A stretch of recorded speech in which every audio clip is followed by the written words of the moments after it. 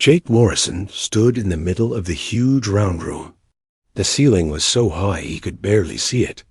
Around him sat creatures from different planets. Some looked like giant bugs.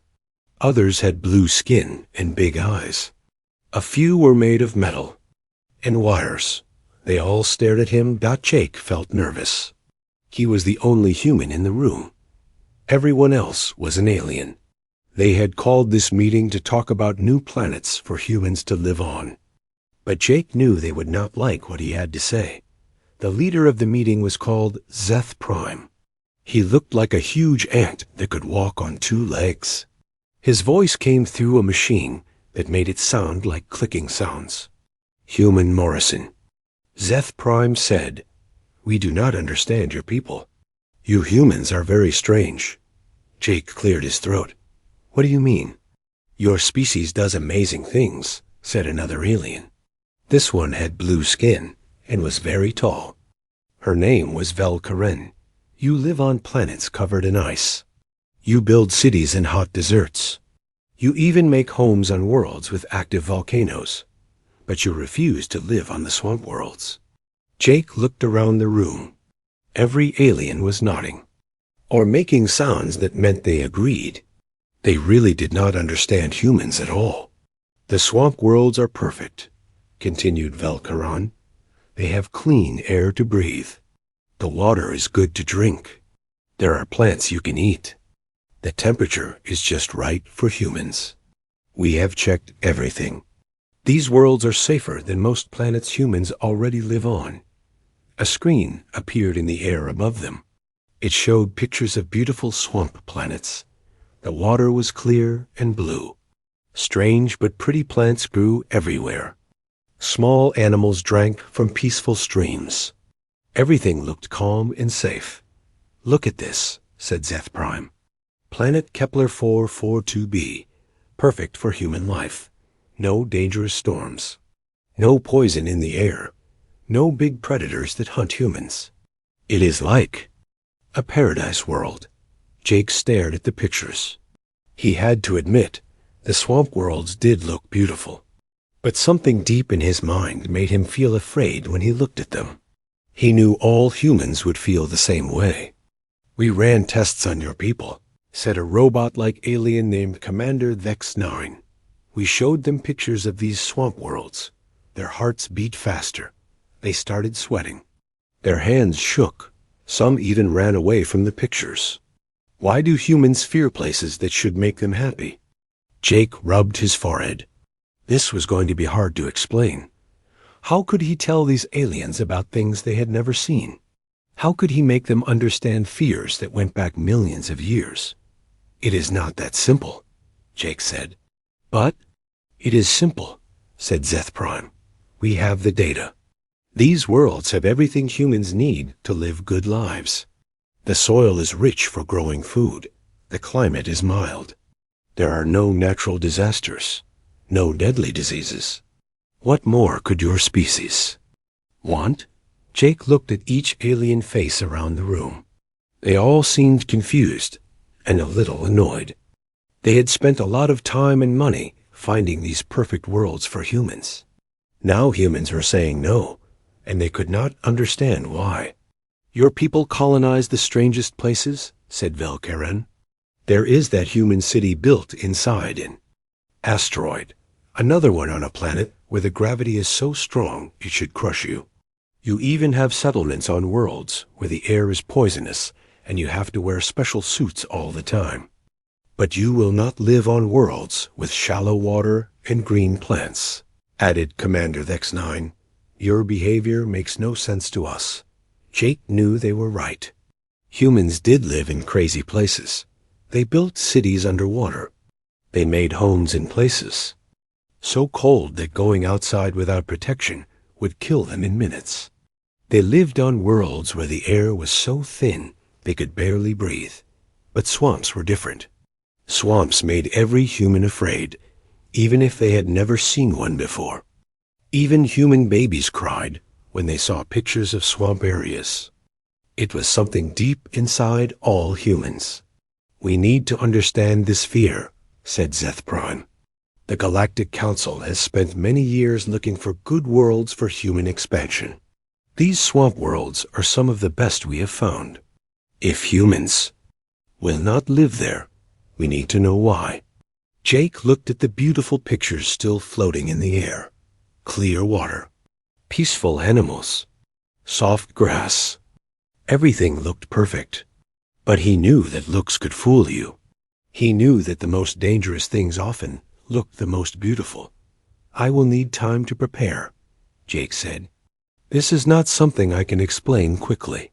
Your people have never lived on a world like Earth. You have never seen the things that made humans afraid of swamps. How long do you need? Asked Velkaren. 2 days. Give me 2 days to put together a presentation. I will bring an expert from Earth to help explain. Then you will understand why humans fear swamps, even beautiful ones like these. The aliens looked at each other. They made various sounds and gestures that Jake did not understand. Finally, Zethpron spoke. Very well. In 2 days, you will return to this chamber. You will explain why your species fears these paradise worlds, but the explanation must be good. The Council is losing patience with human behavior. Jake nodded. He knew this was his one chance to make them understand. If he failed, humans might lose access to dozens of good worlds. But if he succeeded, maybe the aliens would finally understand that human fears were not random. They came from real dangers that had shaped humanity for millions of years. As he left the chamber, Jake was already planning his presentation. He would need to show them things they had never imagined. He would need to explain predators so dangerous that just thinking about them made humans sweat with fear. He would need to tell them about anacondas. 2 days later, Jake walked back into the big council room. This time he carried a small device that would let him show pictures and videos to the aliens. He had spent the last 2 days working with scientists on Earth to prepare the perfect presentation. The aliens were all in their seats, waiting for him. Jake could tell they were curious, but also impatient. They wanted answers about why humans acted so strangely about swamp worlds. Council members, Jake began, today I will show you things from Earth that will help you understand human behavior. But I must warn you, some of what you will see may disturb you. Zeth Prime clicked his mandibles together. We have seen many dangerous creatures from many worlds. Show us what you have. Jake activated his device. A hologram appeared in the center of the room. It showed Dr. Lisa Carter, a scientist from Earth who studied dangerous animals. She was sitting in her laboratory, surrounded by pictures of swamps and jungle areas. Hello, council members, Dr. Carter said through the hologram. I am here to help Jake explain why humans fear swamp environments. What you are about to learn comes from millions of years of human evolution. The first image appeared above them. It showed a thick, green swamp with trees growing out of dark water. Spanish moss hung from the branches like curtains. The water was so still, it looked like black glass. This is the Florida Everglades, Jake said, one of Earth's most famous swamp areas. To many aliens, this might look peaceful. But to humans, this image triggers fear responses that go back to our earliest ancestors. Commander Vex-9 processed the image with his mechanical brain. The environment appears suitable for life. The water is present for drinking. The vegetation could provide food and shelter. Why would this cause fear? Because, Dr. Carter explained, swamps like this are home to predators that shaped human evolution. Our ancestors learned to fear these places because the creatures that live there were perfectly designed to kill humans. Jake changed the image. Now it showed a massive reptile lying on a muddy bank. Its body was covered in thick, armored scales. Its mouth was full of sharp teeth as long as Jake's fingers. This is an American alligator, Jake said. They can grow to be 14 feet long and weigh over 1,000 pounds. They have been on Earth for over 200 million years. The aliens leaned forward to get a better look. The alligator in the picture looked powerful, but not terrifying. It appears to be a simple predator, said Velkaran. Large, but not particularly clever. Surely human technology could handle such a creature. Watch this, Jake said. He played a video. It showed a peaceful swamp scene. A deer was drinking water at the edge of a small lake. Everything seemed calm and quiet. Then, without warning, the water exploded. A massive alligator shot out of the water like a missile. Its jaws clamped down on the deer's neck. In seconds, both animals disappeared beneath the dark water. Several aliens made sounds of surprise. The attack had been so fast and sudden that even their quick reflexes would not have helped them. The alligator was completely invisible, Dr. Carter explained. It can hold its breath underwater for up to 24 hours. It can remain perfectly still for hours at a time. When it attacks, it moves faster than most creatures can react. Jake played another video. This one showed an alligator. Death roll. After catching its prey, the alligator spun its entire body over and over in the water. This spinning motion was so violent, it would break the bones of anything caught in its jaws. Alligators kill by drowning their prey, Jake said. They drag victims underwater and hold them there until they stop breathing. But this is not the worst predator in Earth's swamps. He changed the image again. Now it showed a different kind of creature. This one was long and thick, with skin that looked like it was made of muscle. It had no legs, just a body that seemed to go on forever. This is a python, Dr. Carter said. Another reptile that lives in swamp areas. But unlike the alligator, the python does not kill quickly. Jake played a video of a python hunting. The snake moved through the water so smoothly, it barely made a ripple. Its head poked up just enough to breathe, but the rest of its body was hidden beneath the surface. Pythons are ambush predators, Jake explained. They wait in the water for prey to come close. Then they strike faster than the eye can see. The video showed the python's attack. A large bird came to drink at the water's edge. The snake's head shot out of the water like a bullet. Its mouth opened wide and grabbed the bird before it could fly away. But catching the prey is only the beginning, Dr. Carter said. Watch what happens next. The python quickly wrapped its body around the bird. The snake's muscles bulged as it squeezed tighter and tighter. The bird struggled and fought, but it could not break free. The python kills by constriction, Jake said. It wraps around its prey and squeezes. Every time the victim breathes out, the snake tightens its grip. Eventually, the prey cannot breathe at all. The aliens watched in fascination and horror as the bird slowly stopped moving. The python held it for several more minutes, making sure it was dead. How long does this process take? Asked Seth Prime. Sometimes over an hour, Dr. Carter replied. The prey remains conscious for most of that time. They know they are dying, but they cannot escape. Jake could see that the aliens were beginning to understand. Their faces showed the same kind of fear that humans felt when looking at swamp pictures. But even the python is not the worst predator in Earth's swamps, Jake said. There is something else, something that makes even the bravest humans afraid.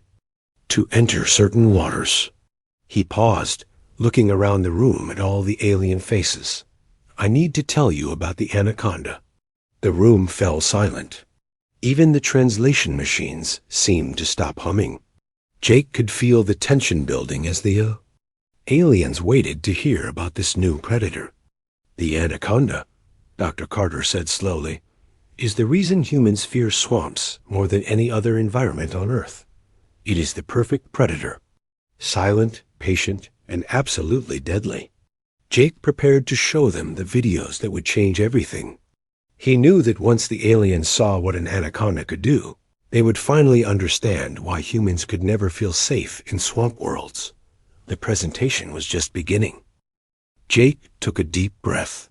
He knew the next part of his presentation would be hard for the aliens to watch.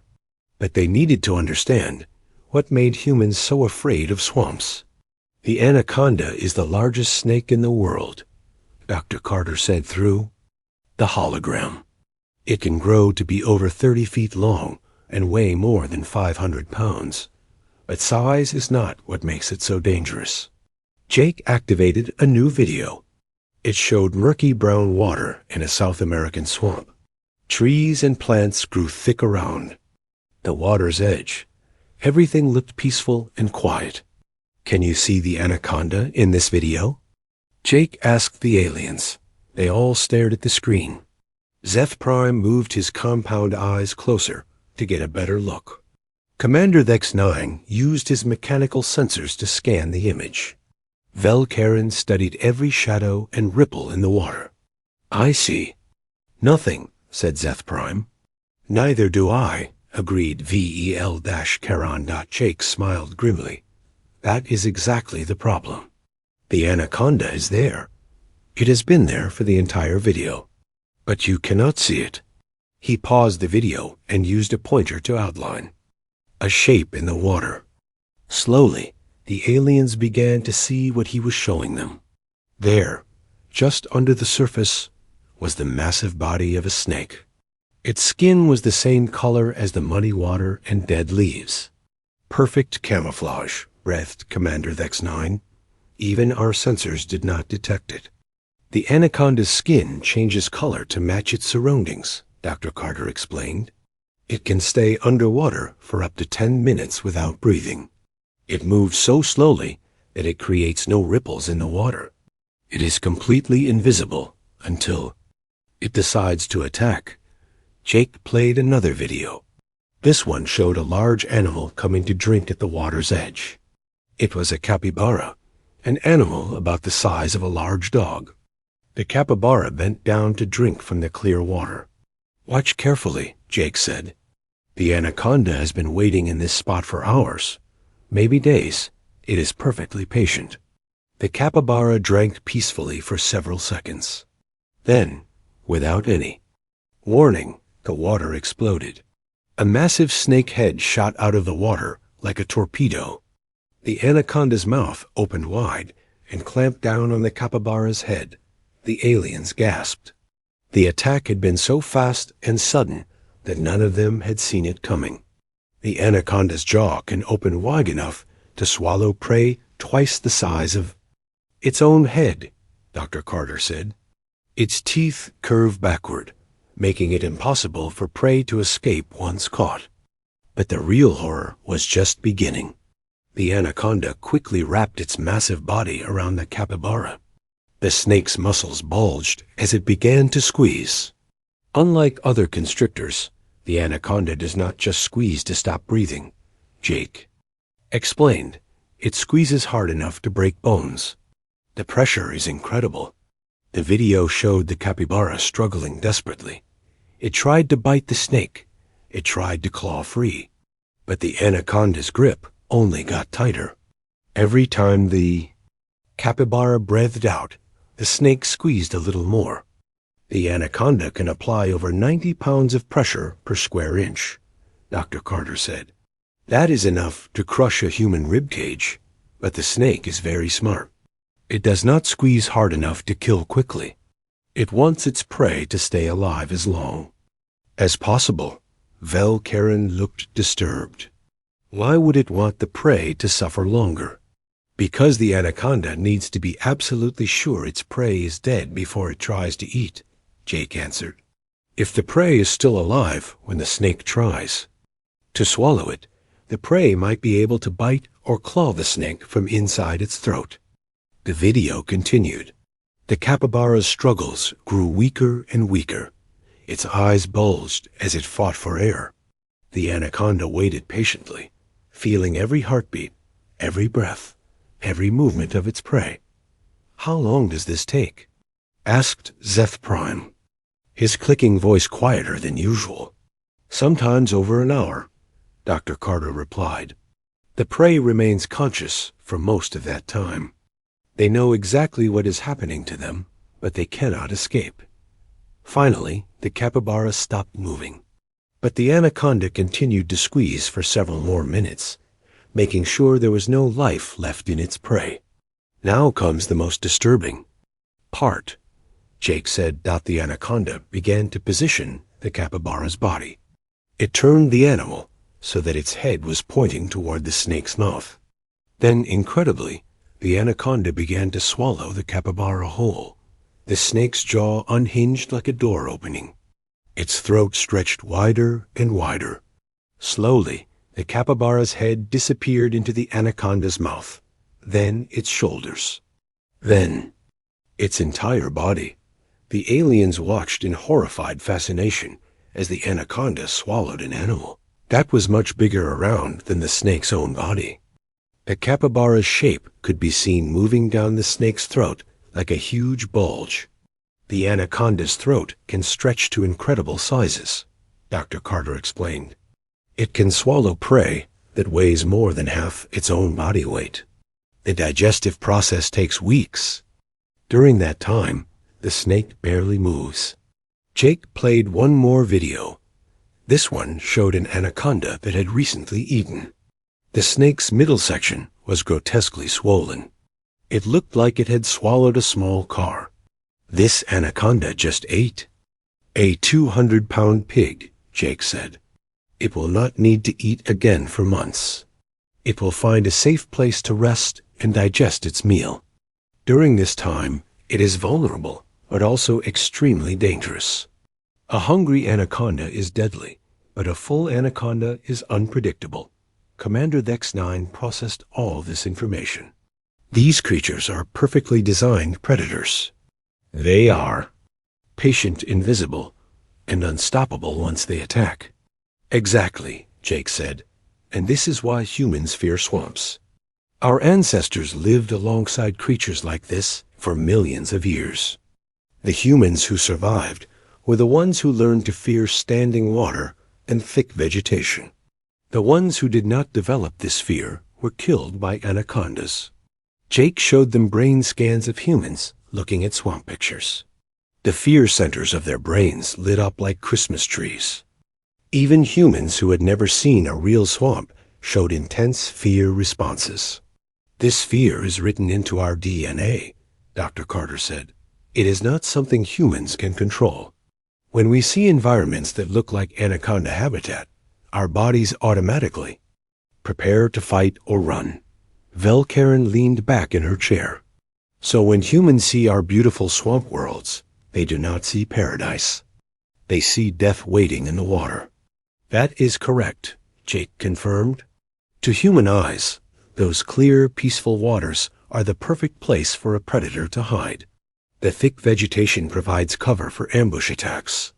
The warm temperatures are ideal for cold-blooded killers like anacondas." The room fell silent. The aliens looked at each other with new understanding. They had thought humans were being foolish and scared of nothing. Now they realized that human fear came from real dangers that had shaped their evolution for millions of years. "Are there anacondas on the swamp worlds we found?" asked Seth Prime. "No," Jake said. "But there could be creatures that are just as dangerous. Or worse. Evolution tends to create similar predators in similar environments. We cannot risk sending humans to worlds where anaconda-like creatures might exist." The presentation was having exactly the effect Jake had hoped for. The aliens were finally beginning to understand that human caution was not weakness. It was survival wisdom earned through millions of years of facing the deadliest predators on Earth. Jake could see that the aliens were shaken by what they had learned about anacondas. But he knew he needed to explain more than just the physical danger. He needed to help them understand the deep psychological impact these creatures had on human development. The anaconda represents something much worse than death, Dr. Carter said through the hologram. It represents the kind of death that humans fear most of all, Jake activated a new display. This one showed brain scans of humans in different situations. The first scan showed a human brain when the person was happy and calm. The brain looked normal, with gentle patterns of activity.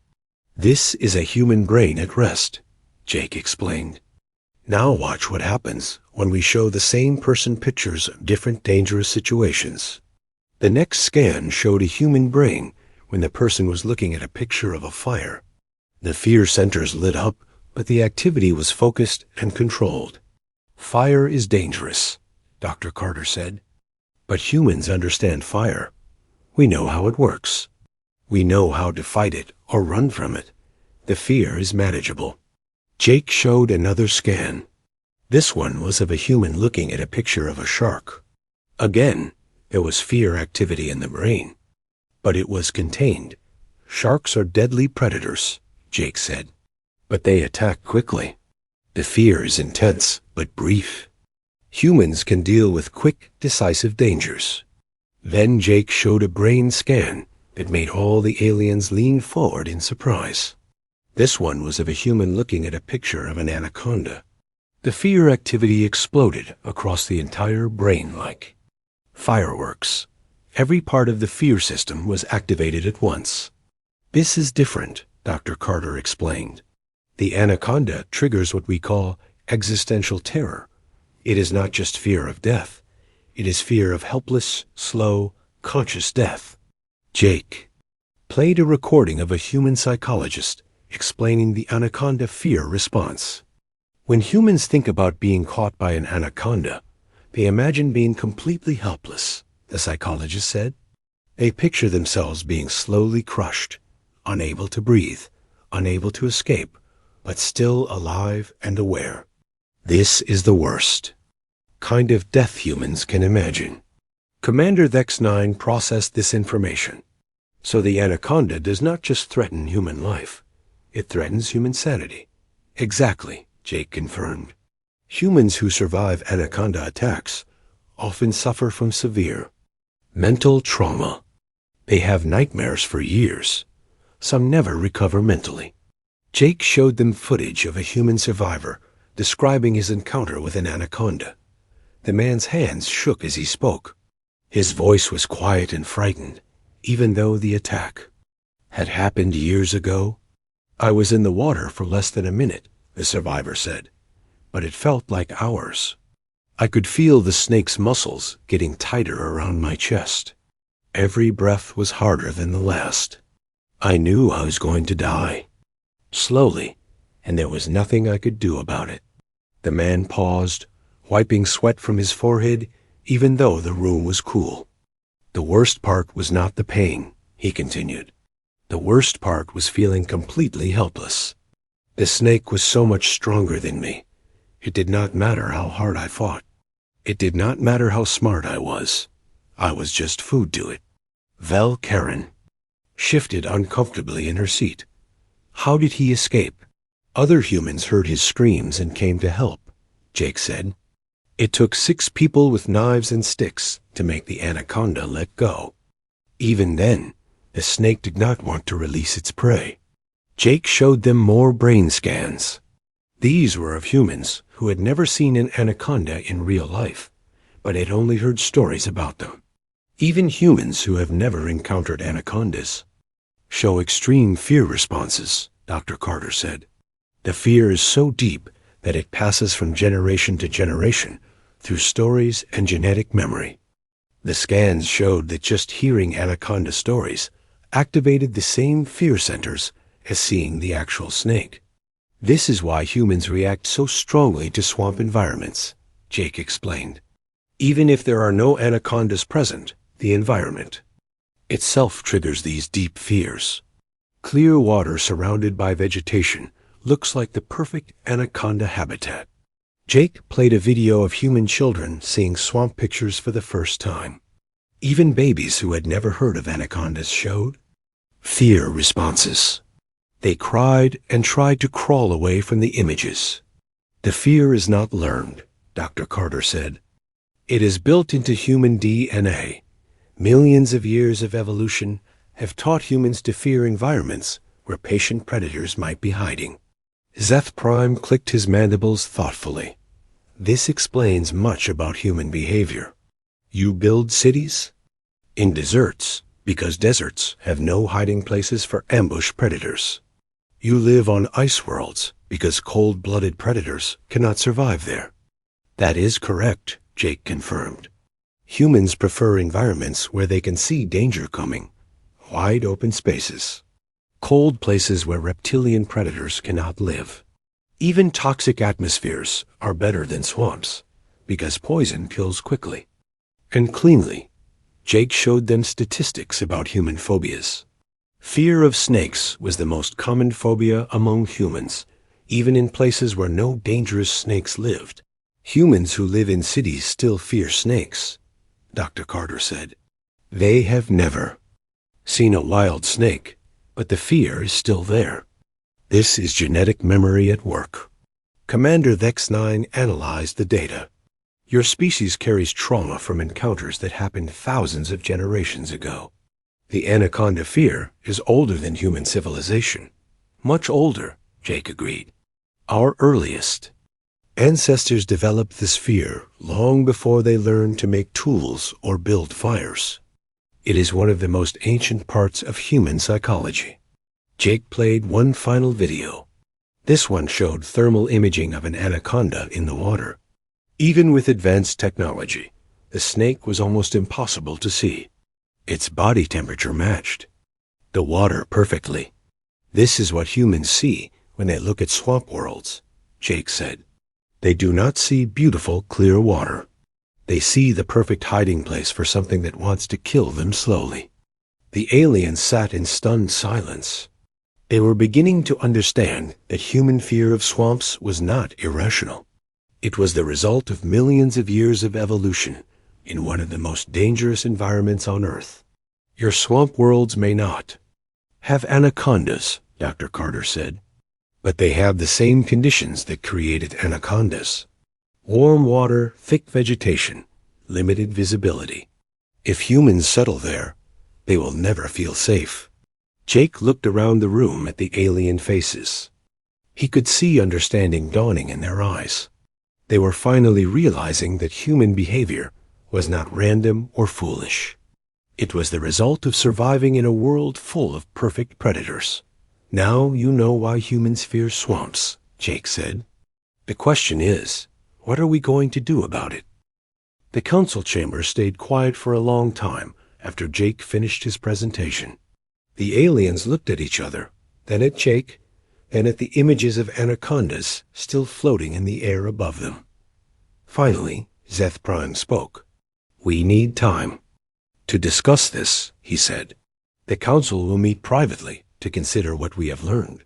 Jake nodded. I understand. Take all the time you need. The aliens left the chamber, but Jake stayed behind. He sat in one of the chairs and waited. Dr. Carter's hologram flickered beside him. Do you think they understood? She asked. Jake rubbed his tired eyes. I think so. But understanding and accepting are two different things. They have spent years looking for these swamp worlds. They invested a lot of time and resources. But they seem like reasonable beings, Dr. Carter said. Once they process the information, they should see that forcing humans to live in swamp environments would be cruel. 3 hours later, the aliens returned. Jake could not read their expressions, but something had changed. They seemed more thoughtful, less frustrated than before. Zeth Prime spoke first. Ambassador Morrison, we have discussed your presentation with our own scientists and psychologists. We have learned some interesting things. Jake leaned forward. What kind of things? Each of our species has similar fears, Velkaren said. Fears that go back to our own evolutionary past. We had not considered that these fears might be triggered by environments that simply look like our ancient hunting grounds. Commander Vex-9 activated his own display. My people, the Machine Collective, were once organic beings. Before we became cybernetic, we lived on a world with creatures called Shadow Weavers. They were predators that could become invisible and attack from any direction.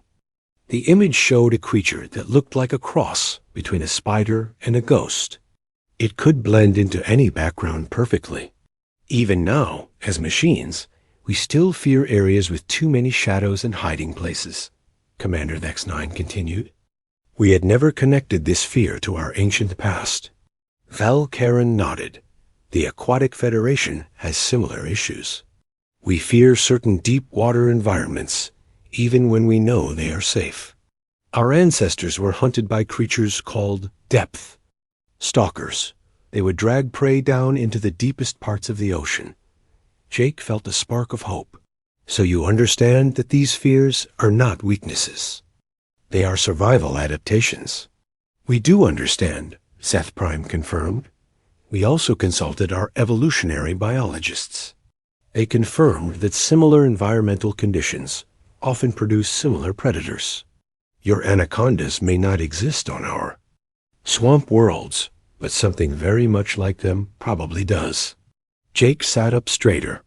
You found evidence of anaconda-like creatures on the swamp worlds?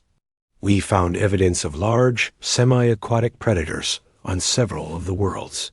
Vel Karen sighed. We had dismissed them as harmless because they seemed to move slowly and stay hidden most of the time. Now we realize that these behaviors make them more dangerous, not less. Commander X9 displayed new data.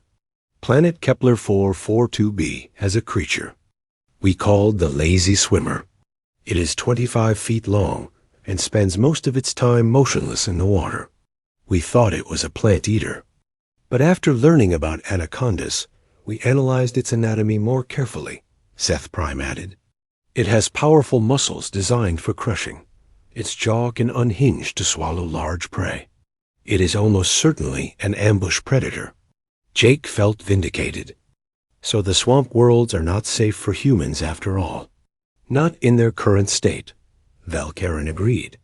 But we have been thinking about solutions. She activated her own display. The Galactic Council proposes a 3-part plan for dealing with the swamp world situation. The first part of the plan appeared on the screen. It showed detailed biological surveys of all the swamp worlds. First, we will conduct complete predator assessments of every swamp world, Vel Karen explained.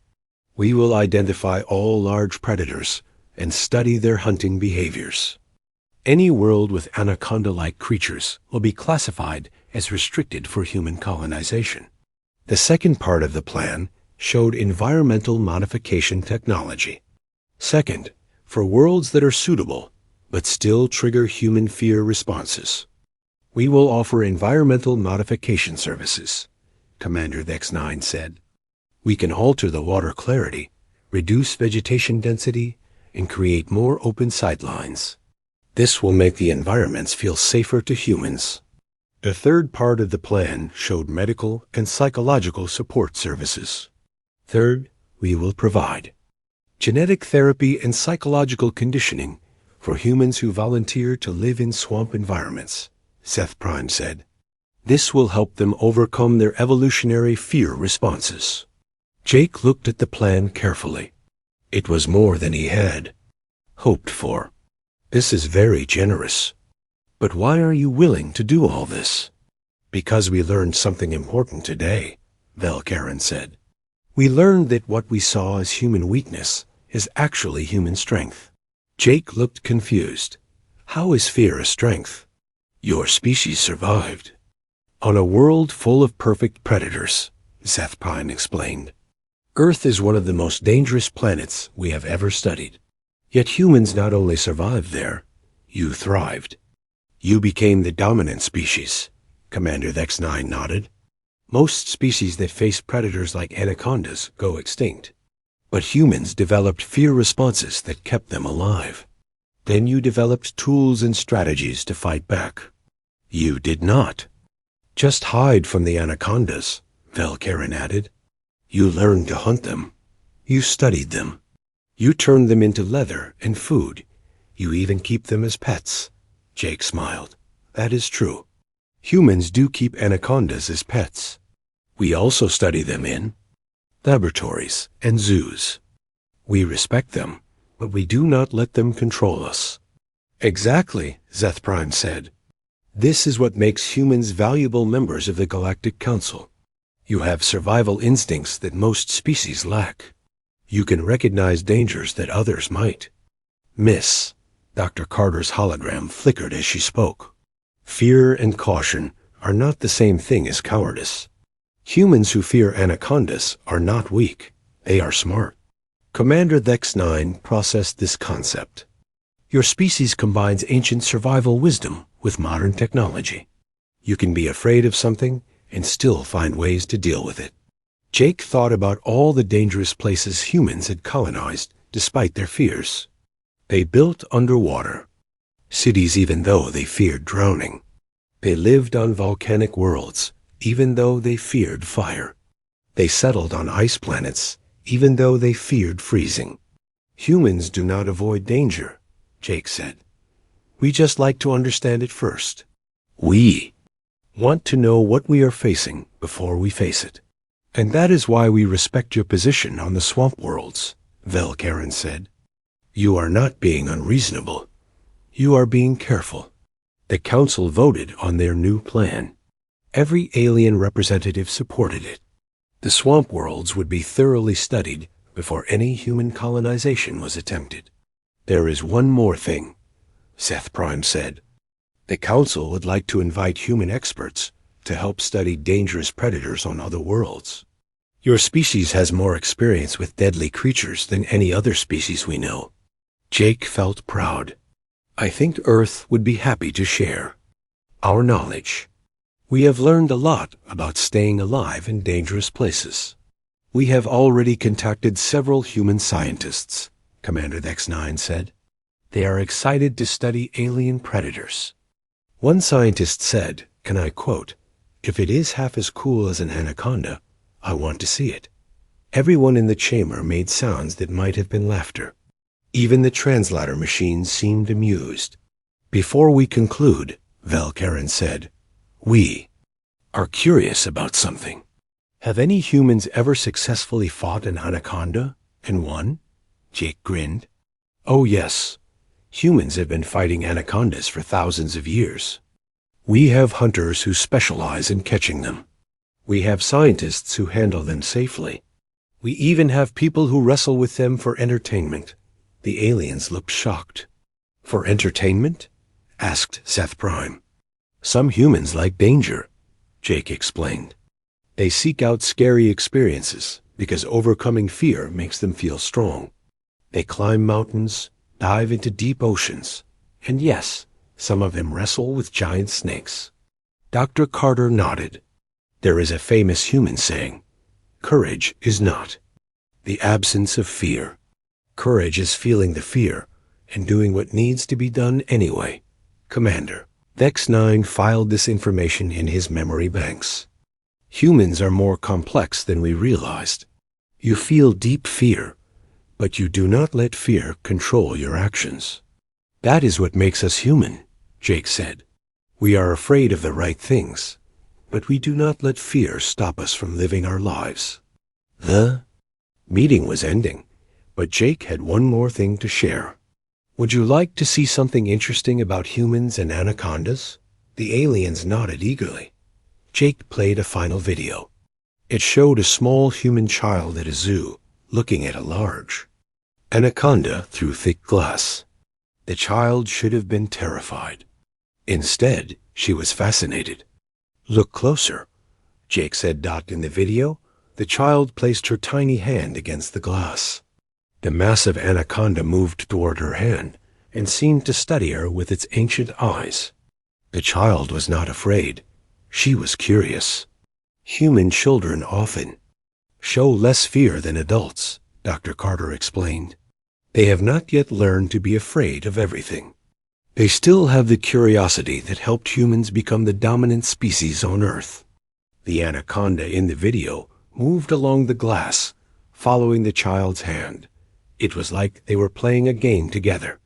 This is the other side of human nature, Jake said. Yes, we fear danger,